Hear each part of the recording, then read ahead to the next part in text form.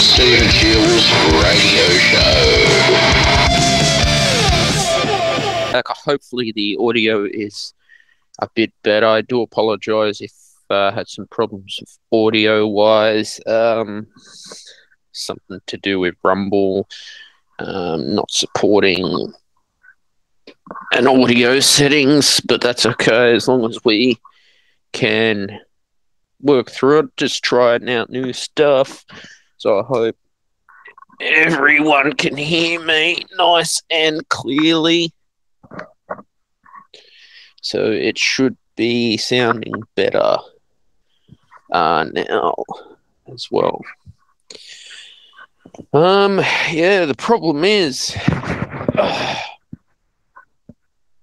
we're hearing a lot of, how can I say it, crazy stuff going on in Australia, okay? Now, I think that I'm fed up of all this politics around vaping and the Greens getting involved in trying to, make people go to a pharmacist to buy their own vape. Okay, so right now I was watching a clip of Paul Murray going on about vapes, and now he likes his cigars like me. I like to have my smokes as well. Personally, I've not been a vape user. That's just personal choice. I think I don't have an issue with it. And you got articles in, the news, wherever, saying that pharmacists, they could basically see this as an opportunity to price gouge those vapes and charge $150 each. And apparently the Pharmacy Guild of Australia, they don't want to sell the vapes. They don't want to be getting involved in tobacco. Why? It's quite stupid that a government would want to decide to ban disposable nicotine vapes when there's better things to be doing. And to me, it just doesn't make sense. Okay. So apparently, they're saying that pharmacist, you got to have a doctor's prescription. So basically, you got to go see your doctor. Oh, I need to get some vapes and shit like that.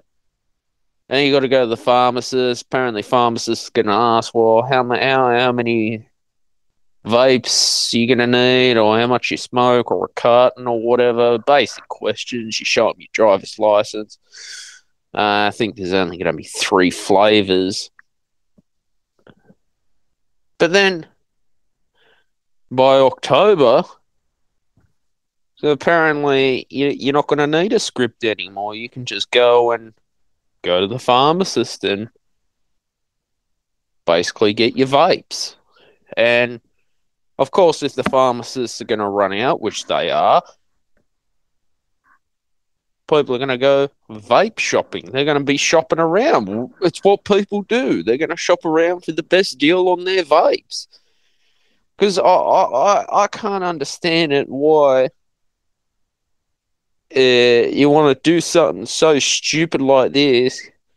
Of course, pharmacists are important. It's where we get our medications from. And where the hell are they going to stock them in the pharmacy? So the pharmacy is at a risk of getting robbed. So are tobacconists. They're at a huge risk of getting robbed. Plus all the bullshit bureaucratic laws going on. And seeing ads on television telling people to stop smoking. Well, I'm an adult. We're adults. I want to smoke. You can smoke. All right? Not hurting anyone. Okay? No one's life is in danger. Okay? There's better things to be dealing with.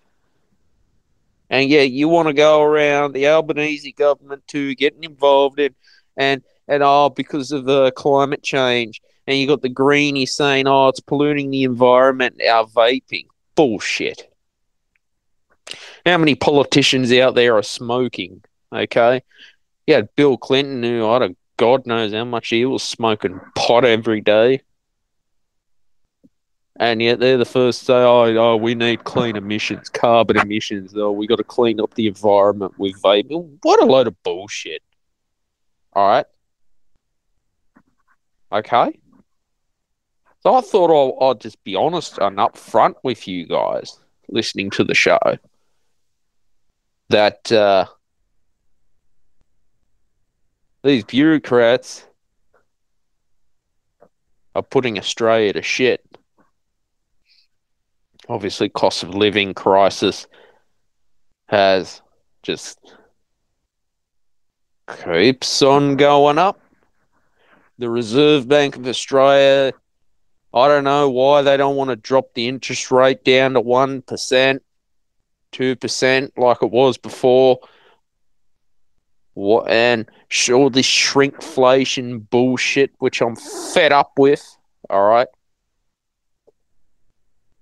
Obviously, trade and supply and demand and egg shortage, things you can't control. Natural disasters, yes, will put freight costs up. But when you read that, say a cafe in Sydney, okay, or anywhere in the world, has had to close the doors after 2 years in business because of the high rise cost of living crisis, the rent and all that other crap going up. Norton Street in Leichhardt, ghost town. At one point, it was a thriving place. You had cafes. It used to be a community, but now it's just dead. No one's there. Landlords want more rent money. What happens? Put small businesses out of business. They go broke. And it's quite sad to see that you'll soon start to see small businesses are going to close because either, number one, I'll keep it as simple as I can. Customers don't want to pay more because they keep putting the prices up. And that's understandable. I'm like that too. I shop around. Never in my life did I think that hospitality, the tourism industry was gone like this. It's quite sad. Puts people out of a job.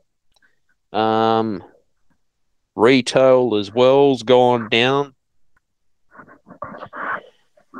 You know, hard economic times. Where is Anthony Albanese? Okay. And yet politicians who are up top in the NDIS also too bludgeon off the NDIS, going on luxury golf trips, spending on drugs and 5-star fancy resorts and, you know, whatever. And yet they're the first to want your hard-earned money, okay? They want to tax the living shit out of small businesses, and that's going to put small businesses broke, so they favour the corporations, Coles and Woolworths. And then one day they're the ones determining how much you're going to pay for a cup of coffee. Now, I will always support cafes, you know, when you go to your favorite cafe because you just love the place and you love the food. I know too where I am. I have a local cafe and a takeaway that I go to because I'd rather support small businesses. Okay. They're the most important to keep them going. You know, I'll say it's quite sad because the supply puts the costs up, and then the business owner's got to put the cost up to make a profit of 1% to 2%. Just guessing the numbers, I don't know the profit margins, but you get what I'm saying. Noticing at the Footy as well. Chips have shrinked. Part of the reason I've stopped buying chips at Acor Stadium because they've just gotten too small.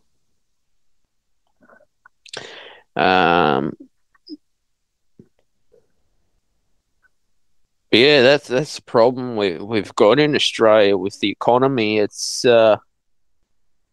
politicians want to go and invest in all these wind farms, and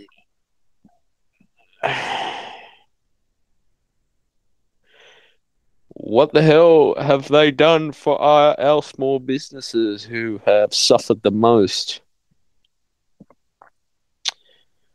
So, what a stupid thing to do to say, oh, we want to ban vaping altogether. Disposable vapes are going to be illegal.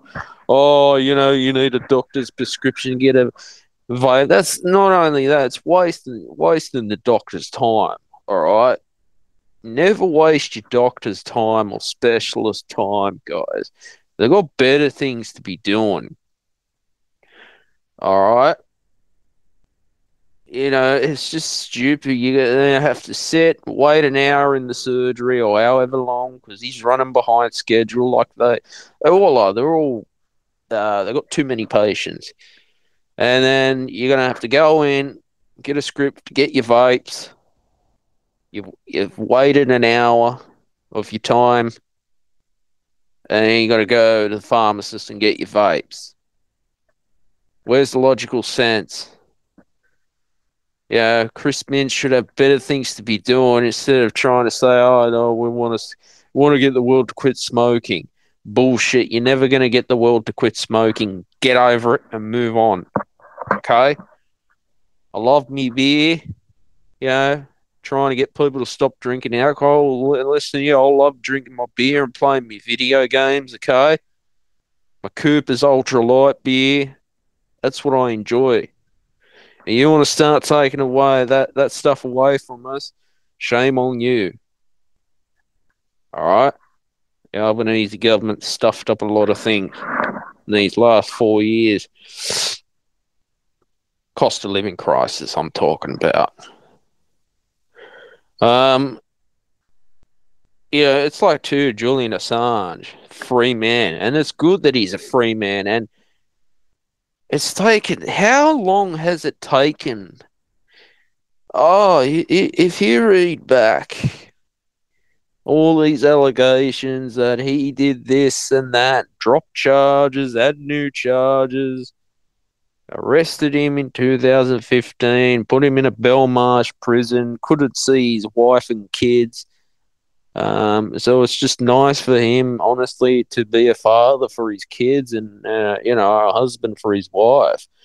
Because, I actually do read WikiLeaks and it's very interesting, okay? And I'm going to be open and honest with you. All the bullshit that the American government told us about the Iraq war, at least $13 billion of taxpayers' money was spent for nothing. Now, yes, there are bad people, but it goes to show that the lies George Bush, John Howard too, weapons of mass destruction, where were they? And now look who's taken over. Yeah. So what was it all for? I get it, there were bad events that led up to it. But you do the math, all right? You add up, and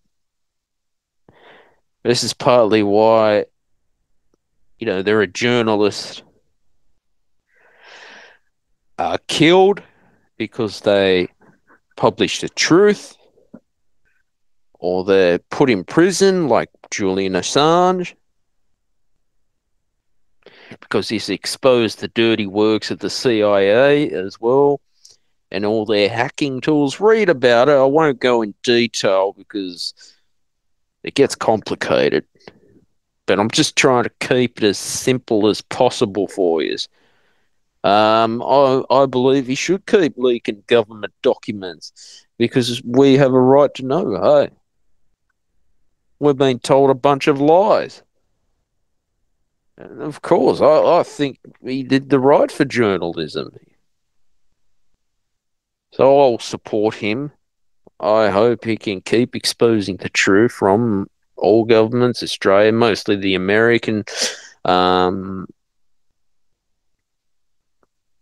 and the CIA. Don't forget the CIA, Central Intelligence Agency, have done a lot of dirty things in the past. If you can find some of the declassified documents, it's very interesting.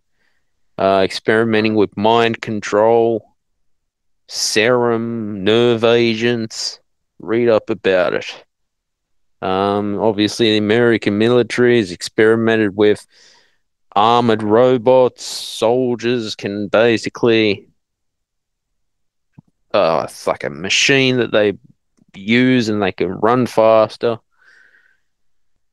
Uh, and the war crimes of the Americans. So it's basically on WikiLeaks,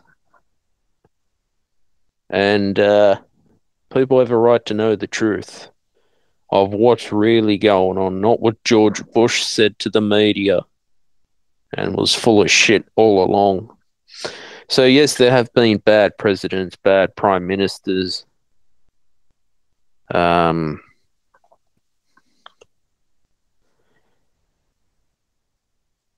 but yes, there is bad people. Okay, but we need to know the truth. All right. I'm not going to get in the whole politics of this stuff. I think, yeah, just go and do your research and then you make up your own mind. But I just get fed up of being told lies. Um, so yeah, I'm very, very disappointed in where Australia's gone. A lot of it too's the media.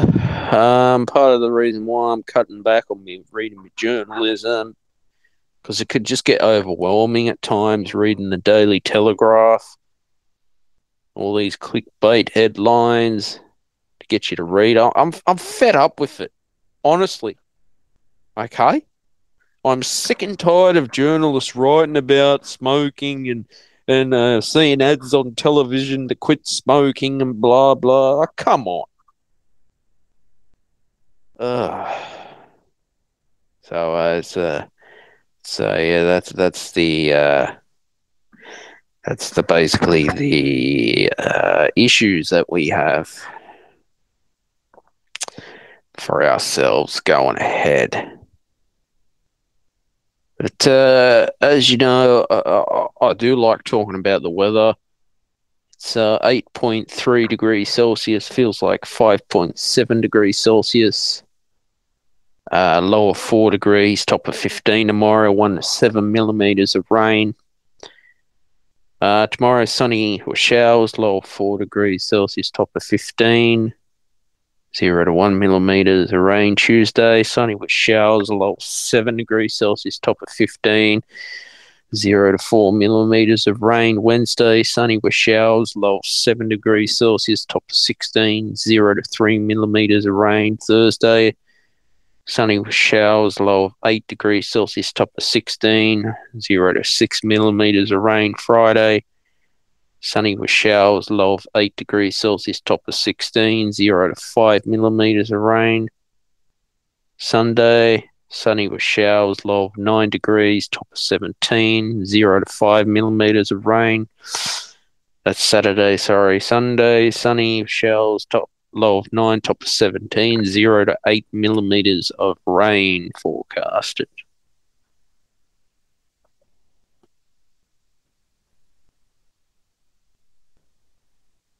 No, but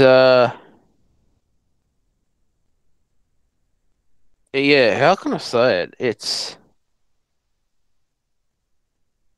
basically quite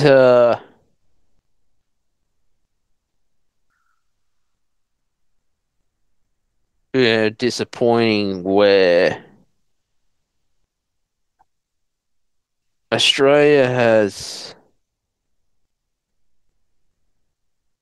become a place of failed leaders who have disappointed us and the world. Um,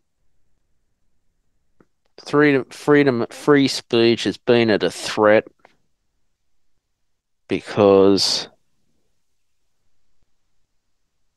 I feel that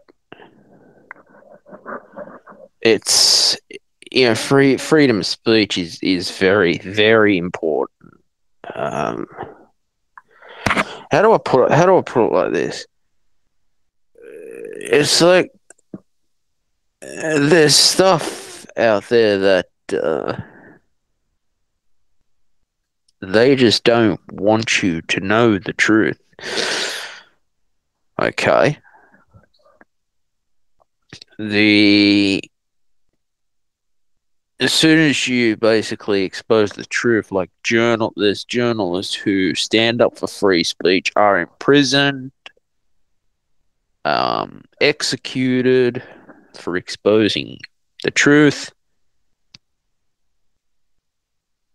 and then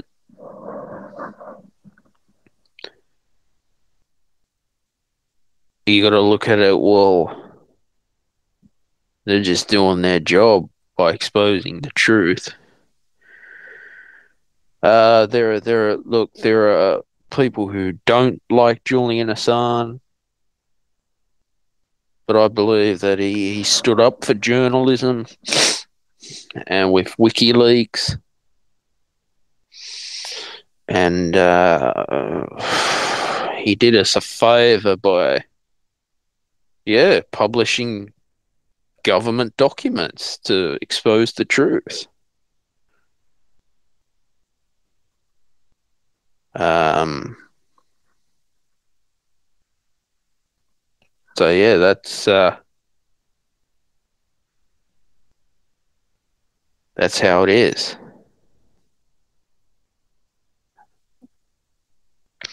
Yeah, we're living in a world now and a society culture wise. Um, obviously the problem with cost of living crisis as well. It's gone up a fair bit. Things now. Yeah, as I said, it's when the economy is in hard times like we are. There was the Great Depression, um, the global financial crisis. People cut back on spending, especially in retail. Means business not going to make money, and what happens? They can't pay the rent. They have to close the doors. Yeah, so like I said, it's important that we keep on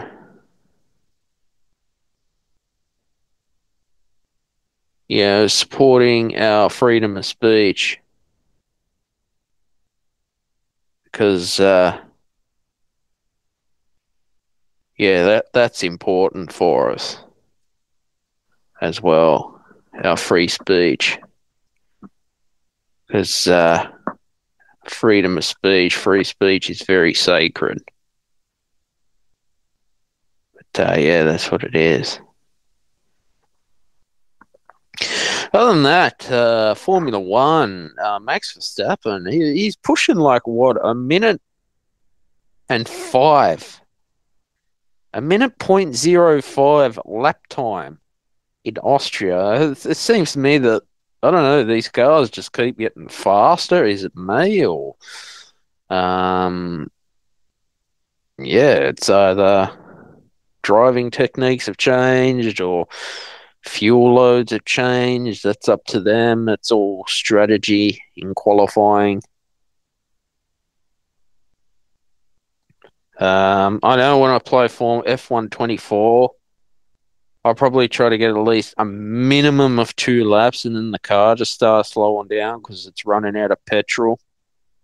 Don't you hate that? Maybe I've got to work with the engineer to decide, well, need to put more petrol in the car, at least give me a bit over half a tank to get you around the track.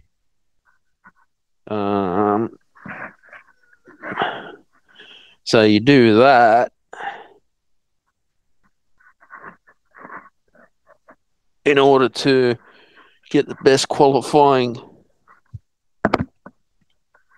position as possible. I mean, Austria is the Red Bull Ring I'm talking about. Quite a fast track. So you do that. But no, he's been dominating the competition. Yeah, he's one of my favourite drivers is Max Verstappen, but Lando Norris, he's starting to get up there. I'm noticing he's getting some podiums. He's competing with Max Verstappen, and he almost did get pole position in Austria because I was in Canada and Spain. Yeah, Max didn't get pole. But ended up winning the race weekend. So the thing is, sprint races. Should the Formula One be doing more sprint racing? Yeah, look, for me, I think yeah, but the thing is that the teams say, oh, we want to get as much data as we can in the practice sessions, and you can't. I've found in my experience, because I try to set up F124 as realistic as possible. There are some tracks I just don't even get all the data. I don't even get all the points, and that's unfortunately that's what happens in real life. Some weekends the car's running good, some they aren't. That's car racing. I just think the Formula One, the FIA is just way too strict on this track limits. I saw in the qualifying highlights that a couple of drivers they were just driving over the curve, and yet their times get deleted by the stewards because saying that they breached their track limits. That's bullshit. All right. Even when I'm playing F124, right, I was racing in Singapore in the wet. I whacked the wall, and the stewards warned me exceeding track limits, and I hit the wall. As you know, the track in Singapore, you don't have much room to go off. So I don't get what me hitting my wheel on the wall is exceeding track limits, but the FIA's got to do something about this.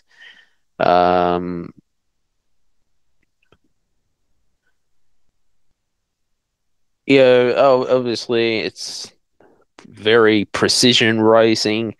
NASCAR, I've noticed they're more relaxed. They let cars bump into each other. That's stock car racing. They're not as strict on their track limits as F1.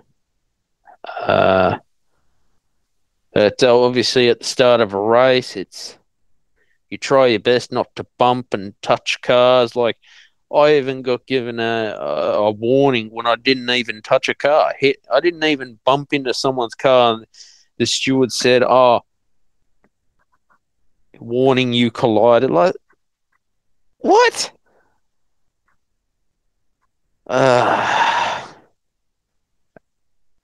It's like when you go to the footy, all right? This is what I was not happy with the current NRL referees, and Latrell Mitchell as well getting away. He's getting away with dirty play tactics, head high tackles, knocked out Josh Adokar on Good Friday and just got a slap on the wrist for it. And yet in the State of Origin game 2, because the player did a little head rub, the referee wants to. Yeah, this one referee in particular who I cannot stand, he just loves sin bins and playing with his whistle. Yeah, some of them just like blowing their whistle. It seems to me that the referees just hate the Canterbury Bulldogs. They just keep giving stupid calls. I don't know how long this has gone on for. I mean, we were, I'd say, lucky to pull off that win by 1 point against Cronulla on Friday night as well. I was there at the game. Sort of a good atmosphere at Accor Stadium.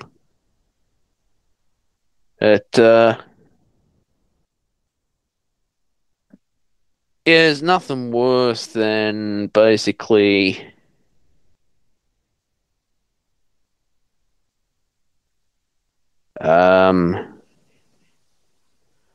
you're watching the footy and then penalty after penalty, rigging games. Joe Swalehe getting sent off 8 minutes on debut. Like, how low and slack can you get by doing that? In the NRL. So that's the problem with it.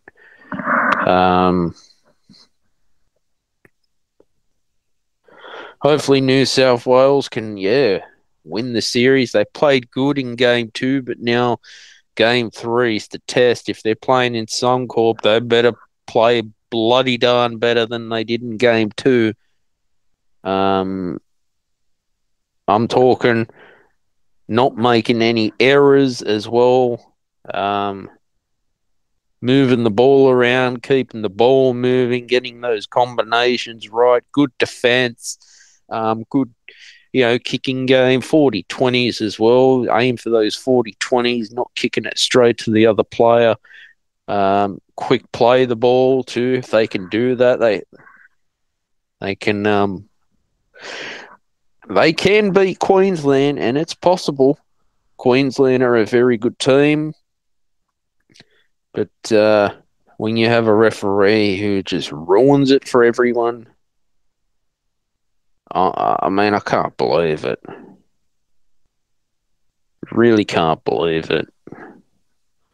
They think that they got a whistle that they can get all authoritative, and they want to, 6 agains and ruck infringements and hip drop tackles. What's next? Downtowns. What's another rule? Oh, head rub. He's going into the sin bin for a head rub. And yet Latrell Mitchell goes and plays dirty. I don't get that. And he's whinging and whining because he didn't get his own way on the field. The NRL CEOs have got to do something about this because I'm sick and tired of players getting away with dirty things and dirty tactics, and someone who just does nothing is sent off to the sin bin. Like, what the hell? The CEO, Peter V'landers, has got to step in and look into these issues with the referees. Peter V'landers has to bring back the shoulder charge and let the bodies hit the floor like the good old days of footy. Let them go. I mean, the game's changed quite a lot, and it's sort of thrown me off footy. I only really go and watch the Bulldogs when they play, but I just really don't have time to be watching footy because when I'm gaming and enjoying myself gaming, Yeah, that's how I am now. Whereas, yes, when you're trying to watch a game and then the whistle's being blown every 2 minutes,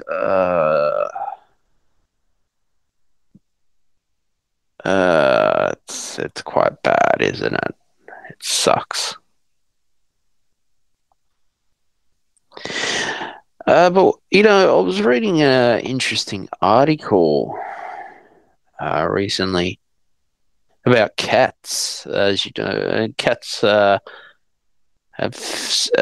spiritual entities in them. They have a spiritual nature to them, and cats, I think, are amazing. Black cats as well, but the problem was I was associated with witches. But I guess a black cat is a sign of good luck. Um, yeah, cats are interesting animals. I don't know, they have more connection to the spiritual world. I guess a black cat is a sign of good luck. You know that. But that's how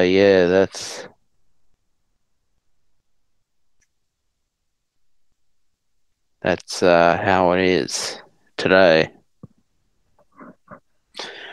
The spiritual world is powerful, powerful entities, and powerful forces running around. But I'm just fed up of all these stupid laws that get introduced, and politicians who and just go around making stuff up as they want and just not doing anything about it. I mean, that to me is that's wrong. That is just wrong. I've just added more stock music tracks to my Pond 5 and Motion Elements, guys, so definitely check those out as well.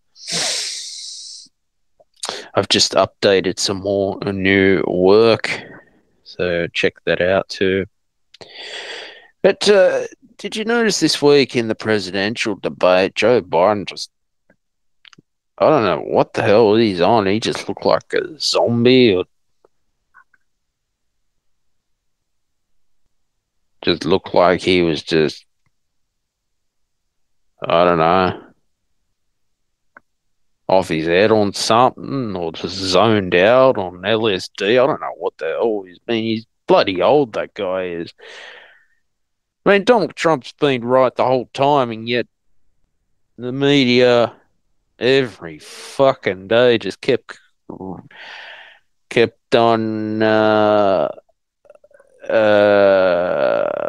making up all these allegations, and I just get sick of it.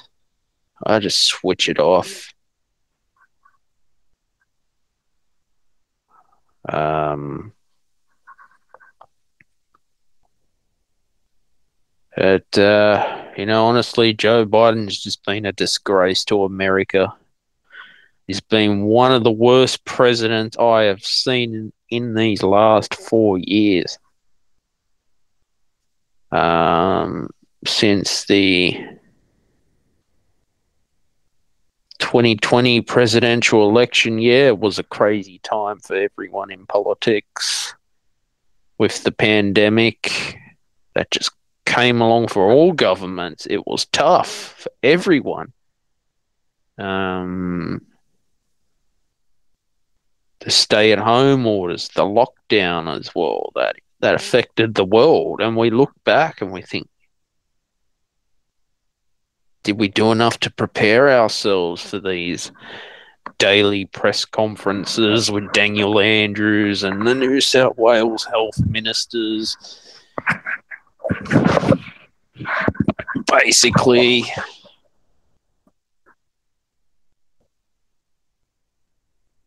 yeah, I mean, it was quite a difficult time for everyone. And all these conspiracy theories being cooked up.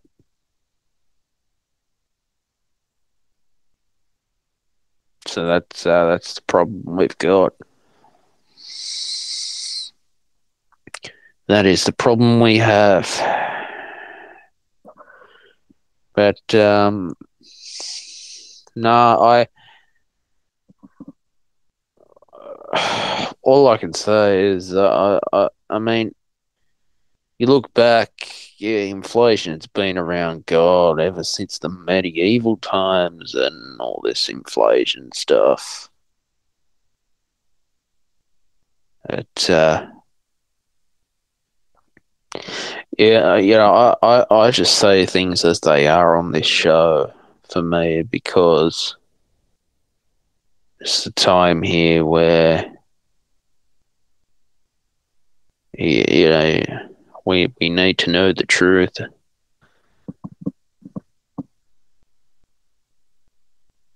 about what the hell is going on today. Politics ruins sport. NRL referees ruining the game on purpose.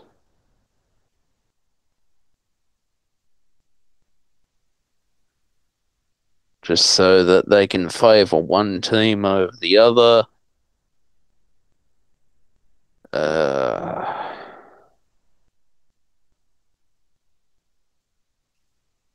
yeah, it's obviously stadiums are there to make a profit as well, and Accor Stadium it needs to be renovated. They need to put a roof on Accor Stadium. It would be good if a lot of the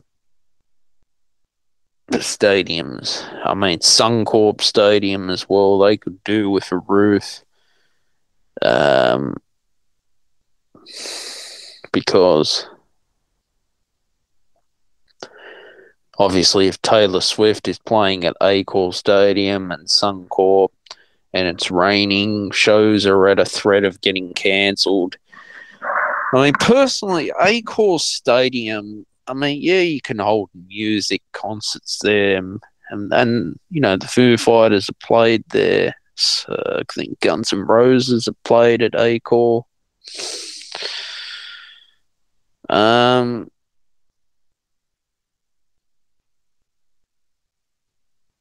Yeah, but obviously rain does have a problem and can wash it out too. It's like politicians, Anthony Albanese, ScoMo going to Taylor Swift this year. I mean, Taylor Swift has she's been very successful in the music career. You never know where Taylor Swift is walking. She could be in the restaurant, or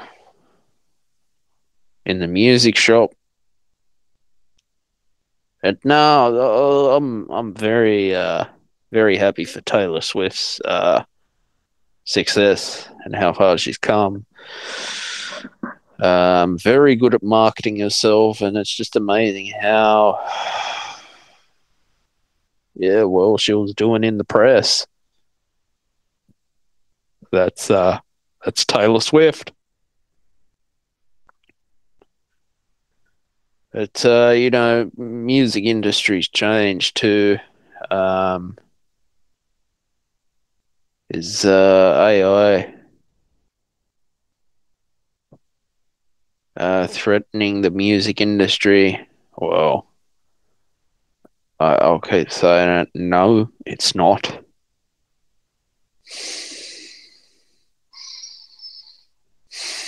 But there is a problem with AI too, like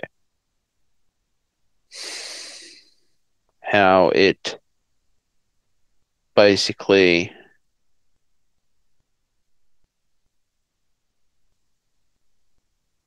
it's like artificial intelligence. I mean, now with AI, you can literally create a painting with AI. You just type in what you want and use it with artificial intelligence. Okay. Is it going to get to a point where AI is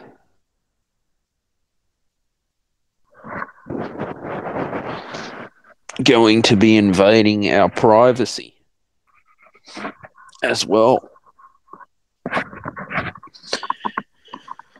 I mean, are we going to be competing with AI just to get a job in the future? As a lot of the science fiction movies predicted with AI, artificial intelligence.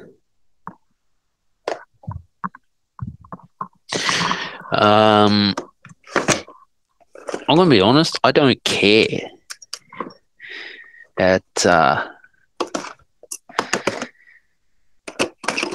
artificial intelligence has to take over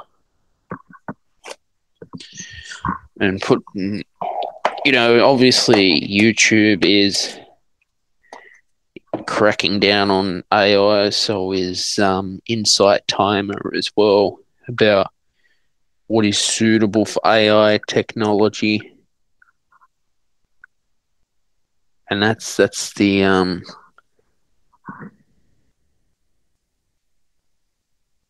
thing. What is suitable AI for content?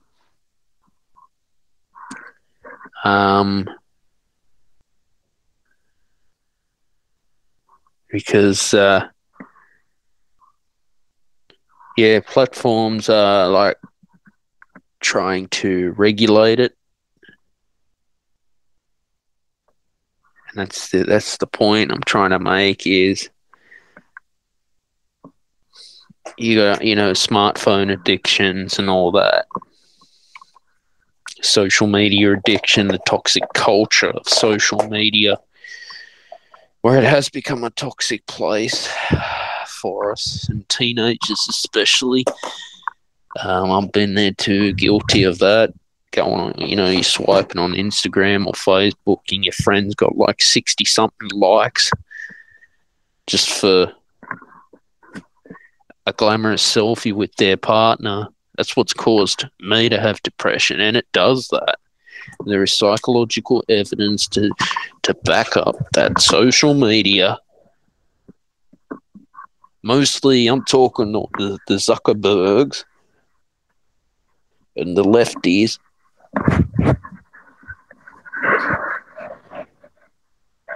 it's caused a mental health crisis. And people have lost friendships because of Facebook. People have basically,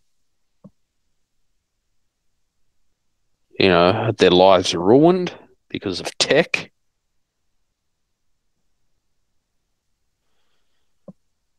And I just think that we've just got to decide on, well,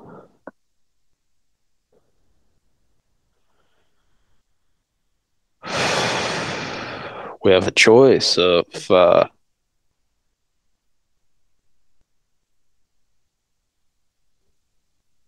basically how we can evolve ourselves around big tech, Google, Yahoo, Bing, Microsoft,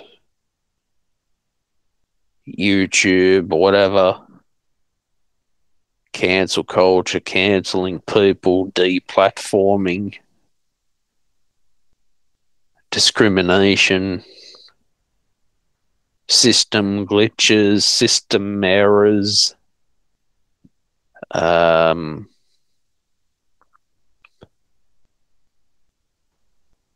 well, that's the problem.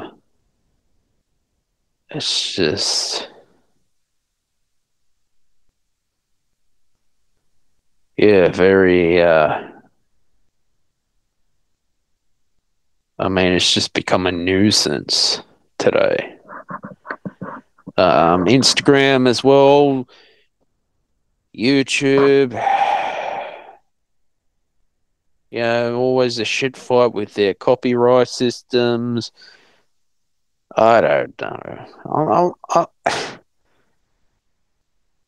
Us content creators need the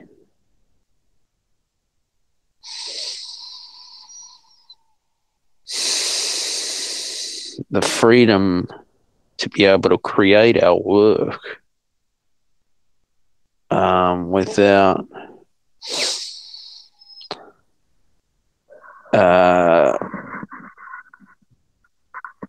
being silenced or cancelled. That is